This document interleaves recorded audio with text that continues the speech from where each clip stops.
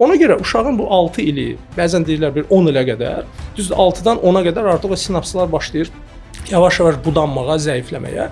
O neyronlar arasında əlaqə nə qədər çoxdursa, nə qədər sıxdırsa, insanın yeni informasiya öyrənməyi və təhlil etməyi bacarığı çox yüksəkdir. Ona görə o yaşda insana verilən informasiya, insana verilən o bacarıqlar demək olar ki, ömrünün sonuna qədər baza rolunu oynayır və bütün karyerasını, həyatını təşkil edir.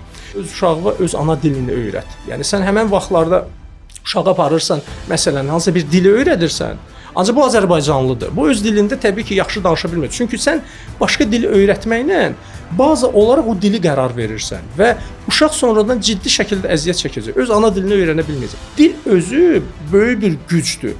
Hər hansı bir dilin özünə xas olan düşünmə tərzi var. Bizim beynimiz o elə bir ki, açardır da.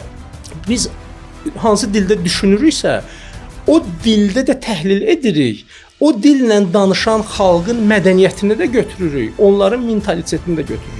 Yəni mənim əgər baxmayaraq Azərbaycanda dünyaya gəlmişəm, mənim ana dili olaraq rus dilində mən danışsam, ruslara xas olan düşüncə tərzi artıq o dillə bərabər mənim beynimə gələcək, mənim ruhuma gələcək. Mən artıq o qəlibdən kənara çıxmağım çox çətin olacaq. Əgər İngilis, ərəb, nə bilim hansısa yapon bir dili mən ana dili olaraq qərar versəm, baxmayaraq ki, Azərbaycanlıyam, mən artıq o dilin özəllikləri ilə bərabər, qrammatikasından bərabər, mən o dilin daşıyıcısı olan xalqın xüsusiyyətlərini də mənimsəyəcəm.